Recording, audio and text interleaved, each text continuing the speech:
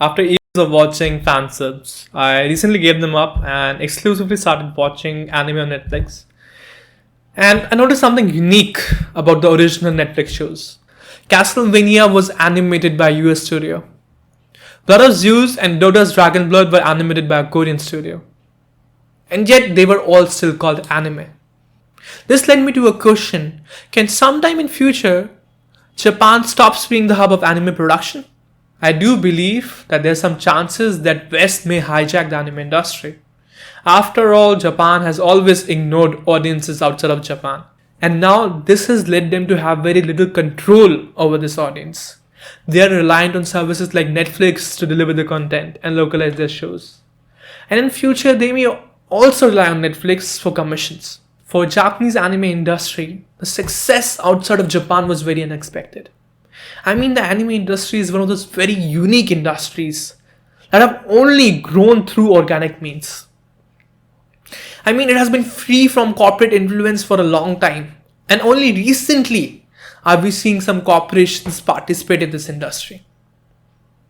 For a long time, the distribution happened through fansubs, and marketing happened through word of mouth. And I'm a practical example of it.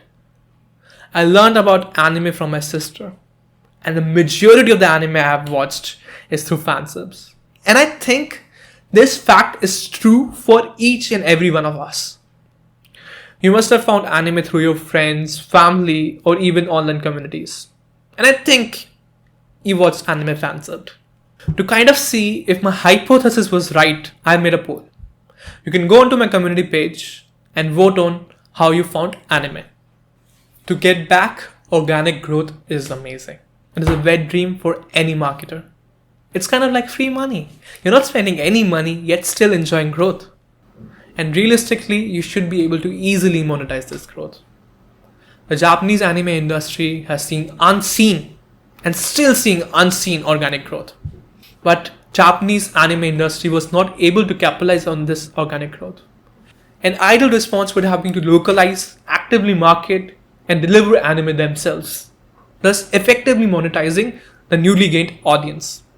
This increased growth would have led to more cash for the cash-strapped anime industry. But they were not able to do that. Even worse, I have never seen any industry reject money so successfully. They must really hate money in these studios.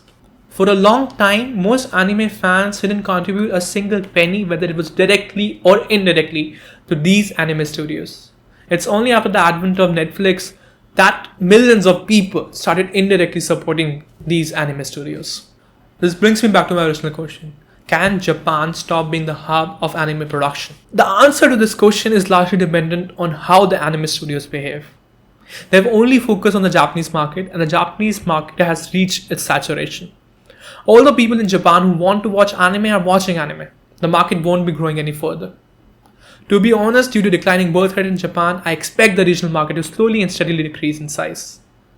To combat this saturation, I think Japanese studios should focus more outside of Japan.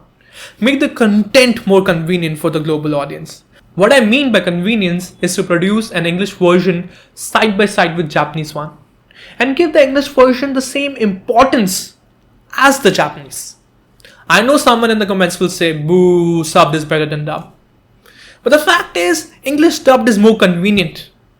People are more comfortable and enjoy dubs more. And lastly, it is easier to market a dub version in comparison to a sub one. Also, don't stop at English. Focus on other major languages such as Chinese, Spanish, Hindi, German and French. They don't have to give them the same importance as English, but they should actively dub their shows in these languages. I also expect them to actively market anime more and deliver anime themselves. If the anime studios don't adapt, I predict that slowly and steadily the industry will become more diversified.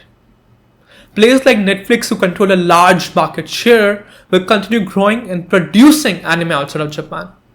I also expect new players, to be specific, new country to enter the anime industry. That is Korea. Their webtoons have been very successful and they're slowly started to participate in the anime market. Even though their animes are being made by Japanese anime studios, But I do think that Korea has the talent and the motivation to participate in this industry. In conclusion, to be honest, I don't see the Japanese anime studios adapting. I mean, they're stubborn. We know that. So, slowly and steadily, they will lose their market share, global market share to be specific.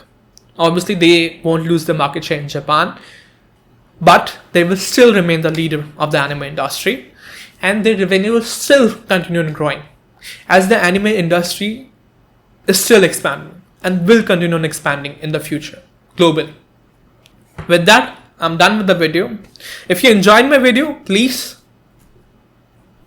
like my channel and subscribe to my channel. I will soon be making a video regarding webtoons and how they became a big success. So stay tuned for that.